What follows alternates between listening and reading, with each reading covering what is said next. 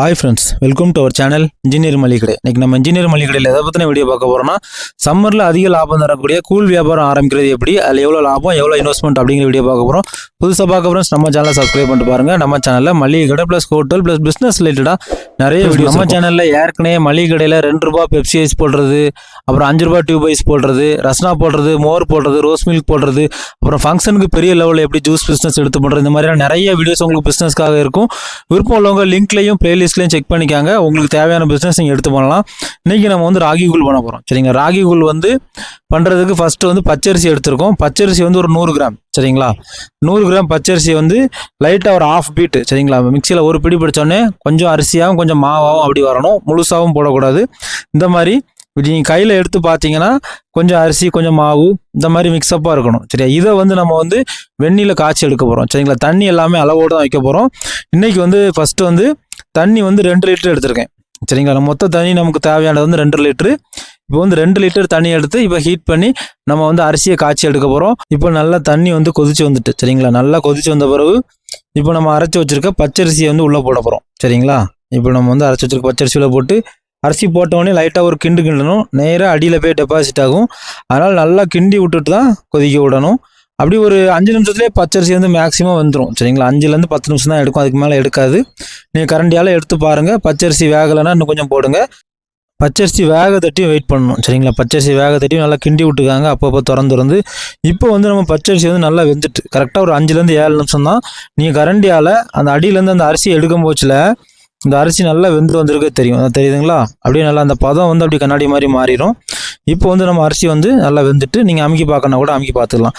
இப்போ நம்ம என்ன செய்ய போகிறோம்னா ராகி சேர்க்க போகிறோம். சரிங்களா, ராகி மாவு, கேப்ப மாவு.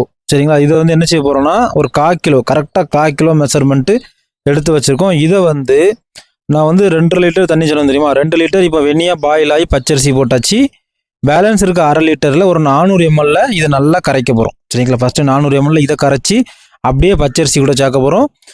திரும்ப இருக்க 100 ml வந்து இந்த ராகி மாவு கரைச்சது வெசலை கழுவி அப்படியே உள்ளே சேர்க்க போகிறோம். இப்போ வந்து நம்ம வந்து கரைச்சி வச்சுருக்க ராகி மாவை அப்படியே நம்ம வந்து சேர்க்க போகிறோம். சேர்த்த உடனே கட்டி பிடிக்க ஆரம்பிக்கும். சரிங்களா, நீங்கள் சேர்த்த உடனே கட்டி பிடிக்க ஆரம்பிக்கும். கிண்டுனா அந்த கட்டியெல்லாம் உடஞ்சிரும். அதனால் நீங்கள் இதை ஊற்றிட்டு மறுகணம் என்ன செஞ்சிடணும், கிண்டிக்கிட்டே தான் இருக்கணும். அப்படின்னா தான் நம்ம கூழ் வந்து பெர்ஃபெக்டாக இருக்கும். நம்ம ரிப்பீட்டாக கிண்ட அந்த கூழ் கட்டி வந்து உடஞ்சி நல்லா அப்படி ஒரு பேஸ்ட் மாதிரி மாறும். சரிங்களா, அந்த அளவு நல்லா கிண்டணும்.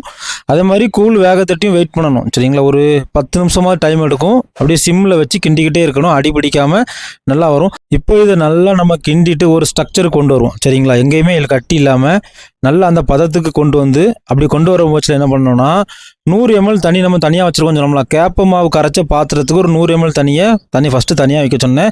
400 ml கேப்பை கரைச்சிருக்கோம். கொஞ்சம் விசுவலாக கூட போதும், அளந்துலாம் எடுக்கணும்னு தேவையில்லை. அந்த தண்ணியையும் பேலன்ஸ் ஊற்றி நம்ம இந்த கூழ் கூட நல்லா மிக்ஸ் பண்ணும் போச்சில் அந்த கூழ் வந்து நல்லா வெந்து வரும். இந்த டைமில் நம்ம என்ன சேர்க்க போகிறோம்னா நம்ம கூழில் வந்து உப்பு சேர்க்க போகிறோம். சரிங்களா, உப்பு வந்து எப்படின்னா இப்போ 250 கிராம் கேப் எடுத்துருக்கோம்ல, கரெக்டாக 25 கிராம் அளந்து எடுத்திருக்கேன். கல் உப்பு தான். சரிங்களா, உப்பு இதில் முன்ன போய் ஆனால் பிரச்சனை கிடையாது, பெரிய பாதிப்பாக வராது. அதனால் இந்த அளவு உத்தேசமாக போட்டுக்காங்க. சரிங்களா, இப்போ ஒரு 25 கிராம் கல் உப்பு எடுத்திருக்கேன். 25 கிராம் உப்பு போட்டு திரும்ப அந்த உப்பு நல்லா கரைக்கிற அளவுக்கு நல்லா கிண்டி எடுக்கிறோம். இப்போ நம்ம நல்லா அதை கிண்டி எடுக்கும் போச்சில் அதே சிம்மில் தான் இருக்கணும் கேஸு. அது மாதிரி இப்போ நம்ம கூழ் நல்லா வெந்து வந்துட்டு. சரிங்களா, அந்த பக்குவம் பார்த்தாலே தெரியும், எந்த கட்டியும் இருக்காது, நல்ல ஒரு பேஸ்ட் மாதிரி ஸ்ட்ரக்சராக இருக்கும். அவ்வளோதான் ஃப்ரெண்ட்ஸ், இதுதான் கூழ் வேக வச்சு எடுக்கிற பக்குவம். இன்னமும் நம்ம நேராக கூழ் கடைக்கு போயிட்டு கூழை எப்படி கொடுக்கணும் அதோட லாபத்தெல்லாம் பார்ப்போம். ஓகே ஃப்ரெண்ட்ஸ், இப்போ நம்ம கூழ் கடை ரெடி. சரியா, இப்போ நம்ம காய்ச்சி வச்ச ராகி கேப்ப மாவு காய்ச்சி வச்சு எடுத்துருக்கோம். இது வந்து மோர், இது வெண்ணெய். இது எதுக்கு சம்மந்தம் வந்திருக்குன்னா நம்ம வீட்டில் வந்து இப்போ வந்து நெய் எடுத்துகிட்டு இருக்கோம் மோர் மூலமாக. சரியா, இப்போ இந்த மோர் எங்கே போனால் நம்ம மளிகை கடைக்கு பேக்கெட் போட்டு விற்கிறேன். அதை ஏற்கனவே வீடியோஸ்லாம் கொடுத்துருப்பேன். மோர் போடுறது, தயிர் போடுறது பாருங்க வேணுங்க. அப்படியே இந்த மோர் போயிடும். அது வந்து வெண்ணெய். சரிங்களா, ஒரிஜினலாக வெண்ணெய் வந்து இந்த கலரில் தான் இருக்கும். சரிங்களா, அந்த மோர்லேருந்து எடுத்திருக்கோம். ரைட்டு, இப்போ கூழ் கடைக்கு மெயினானது வந்து சைடிஷ். சரிங்களா, சீனி அரைக்காய் வத்தல், ஊறுகாய், குட்டு முருங்கை வத்தல், மோர் வத்தல், வெங்காயம். சரிங்களா, இதெல்லாம் வேணும். இன்னும் நிறைய ஊர்களில் என்னென்ன மாங்காய் துண்டு வைக்காங்க, அப்பள பொரி வறுத்து வைக்காங்க, அப்பளம் வைக்காங்க. இந்த மாதிரி நிறைய பண்ணுறாங்க. நீங்கள் அட்ராக்ஷனாக பண்ணுறதுக்கு இந்த மாதிரி நிறையா பண்ணிக்காங்க. அது மாதிரி இது வந்து எங்கள் ஊரில் வந்து குட்டு முருங்கை வத்தல்னு சொல்லுவோம். இதோட வீடியோவும் ரெடி ஆகிட்டு இருக்கு, உங்களுக்கு நான் போடுறேன். ஆனால் இதுதான் முறுக்கு வத்தலான்னு எனக்கு தெரியல. அந்த கல்யாண வீட்டில் போனோடனே ஒரு 3 வத்தல் கொஞ்சம் உப்பு வைப்பாங்க தெரியுமா, அந்த மாதிரி தெரியுது. ஆனால் இது எங்களுக்கு காட்டில் ஃப்ரீயாக கிடைக்கிறது தான். இந்த வீடியோவும் வரும் பாருங்க. இப்போ வந்து நம்ம கூழ் ரெடி பண்ணிட்டோம் ஃப்ரெண்ட்ஸ். இப்போ நம்ம கூழை வந்து எப்படி கஸ்டமர் கொடுக்கணும் அப்படிங்கிறத பார்க்க போகிறோம். இப்போ நம்ம கூழில் வந்து கரெக்டாக ஒரு 2 கரண்டி, சரிங்களா? இது வந்து 400 ml 2 கரண்டி கூழ் விட போகிறோம். அதுக்கப்புறம் வந்து தேவையான அளவு மோர் விட போகிறோம்.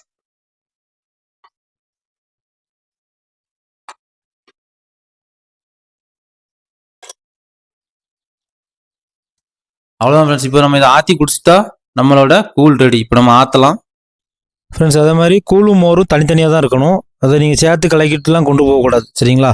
அந்த ஸ்பாட்டில் போய்ட்டு கூழ் தனியாக அவங்க என்ன கூழ் கேட்குறாங்களோ அதை எடுத்து தனித்தனியாக வச்சு ஆற்றி கொடுங்க. இப்போ நீங்கள் கேப்பனா கேப்பை காய்ச்சி வச்சுக்காங்க, கம்புனா கம்பு காய்ச்சி வச்சுக்காங்க. எப்படி கஸ்டமர் கேட்குறாங்களோ அதுக்கு ஏற்ற மாதிரி இது பண்ணுங்க. இப்போ நம்ம வந்து திக்காக காய்ச்சி வச்சுருக்கோம், சரியா? நீங்கள் இதுல வந்து தண்ணி சேர்த்துட்டு தான் அங்கே கொண்டு போவாங்க. நீங்கள் இதில் வந்து எவ்வளோ தண்ணி சேர்க்கணுமோ அந்த அளவு சேர்த்துக்காங்க. இந்த கேப்பை வந்து கரையிற அளவுக்கு தண்ணி எடுத்துக்காங்க.